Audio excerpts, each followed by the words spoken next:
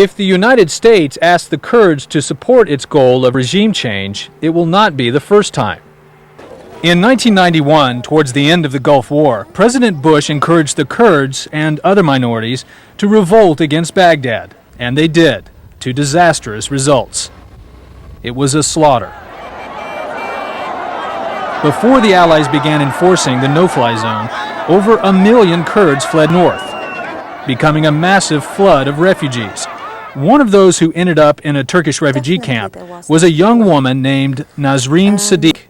We were basically so hopeless that it didn't matter. Like, we went through the day, very hard feelings, and we were not very optimistic about the future. Oh, that's beautiful. Yes, isn't it? Nasreen made it out of the camp, finished college, got a graduate degree at Harvard.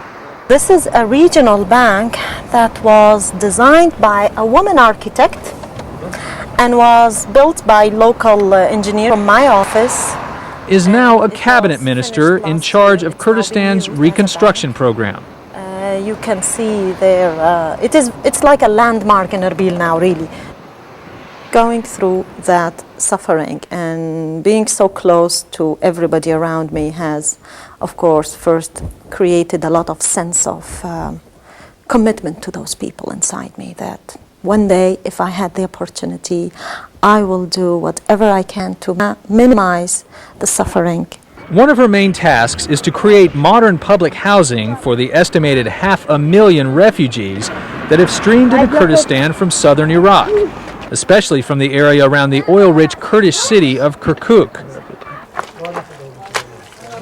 Omar Haidar Fatullah's family of 10 arrived at Banislava camp 3 months ago. They are here because of a program started by Saddam Hussein 15 years ago called Arabization, known everywhere else in the world as ethnic cleansing.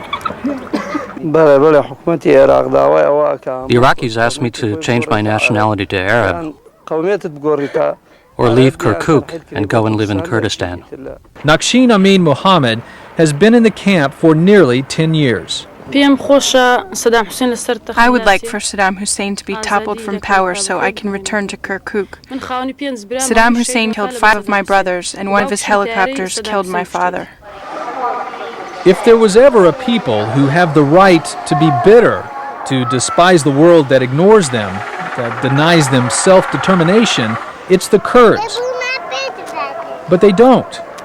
Amazingly, the word that describes their character best is optimistic. We are always optimists, otherwise we cannot continue our life.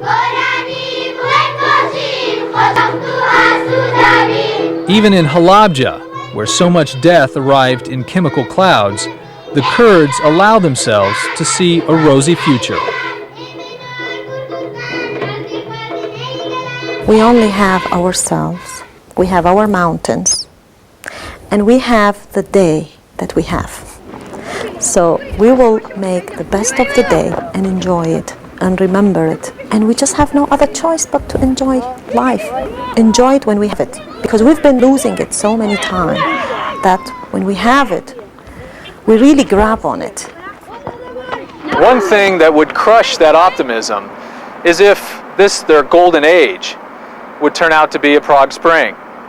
Even worse than war, the Kurds say, would be if the benevolent gaze of the United States and Great Britain should turn away, the protective air shield disappear, and these most isolated of people are left once again to defend themselves against a regime intent on wiping them from the face of the earth. They have lived under the threat of extinction for decades, not just from missiles and bombs, but for the Kurds, the ultimate weapon of mass destruction has proven to be Saddam Hussein himself. For Nightline, I'm Don Daler in northern Iraq. I'll be back in a moment with a note about tonight's Up Close.